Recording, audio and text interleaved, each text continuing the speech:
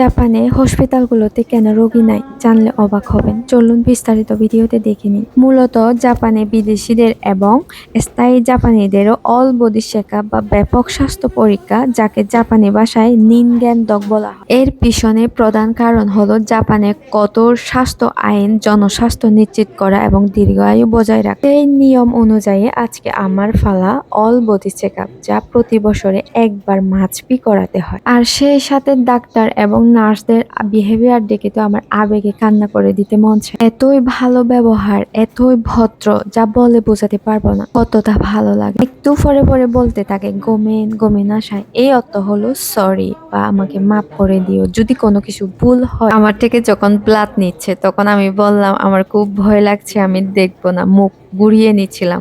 তখন নার্সরা বলতেছে গোমেন নে, মানে হচ্ছে সরি, মাফ করবেন, আমি বুঝতে পারছি, এরকম।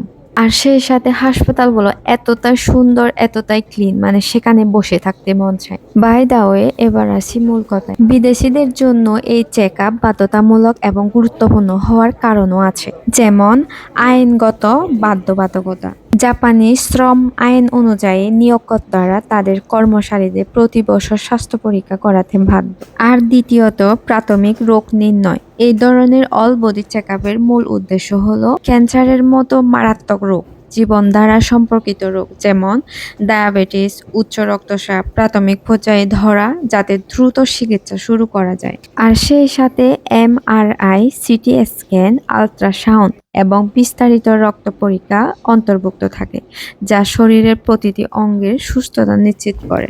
সাধারণত জাপান সরকার সকল বৈধ বিদেশিদের স্বল্প মূল্য স্বাস্থ্যসেবা আওতায় রেখেছে।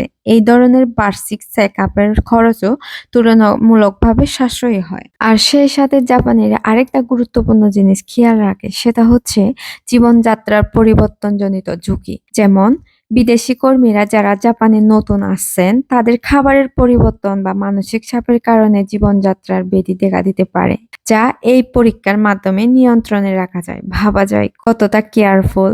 সহজ কথায় বলতে গেলে, জাপানে সুস্থ জীবনযাপন নিশ্চিত করতে এই বাধ্যতামূলক বা ব্যাপক স্বাস্থ্য পরীক্ষা করা হয়। এখন আমাকে ডাক্তার কি রেজাল্ট দিচ্ছে আমি আপনাদের সাথে শেয়ার করব। তার আগে বলি, অল বডি চেকআপ মানে অল বডি চেকআপ, যেমন পেস্রাব হইতে শুরু করে একদম চোখ, কান, ওজন, হাইট আর পরীক্ষাগুলো এমন নিখুঁত করে করা হয় যা বলার বাইরে। আমি আগে অনেক ভিডিওতে দেখেছি যে জাপানের হসপিটালগুলোতে নাকি রোগী নাই। এখন আমি 200কে দেখে বিশ্বাস করছি।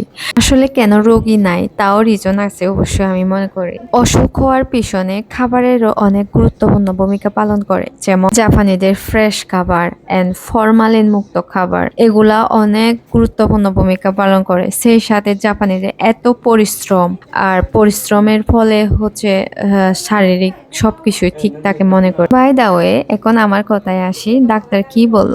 ডক্টর আমাকে বলল তোমার চিন্তা করার কিচ্ছু নাই, তুমি একদম সুস্থ একজন মানুষ, একদম কোনো কিছু ধরা পড়ে নাই, জাস্ট একদম সুস্থ, একদম মানে হাত দিয়ে দেখাচ্ছে গুড গুড এরকম করে। মানে এটা শুনে আমার কি যে খুশি হয়েছি। আর সেই সাথে ভগবানকে হাজার হাজার বন্দনা, ভগবানের কাছে প্রার্থনা করি সকলেই সুস্থ থাকুক। দেখা হবে আরো next video. Tata, bye bye.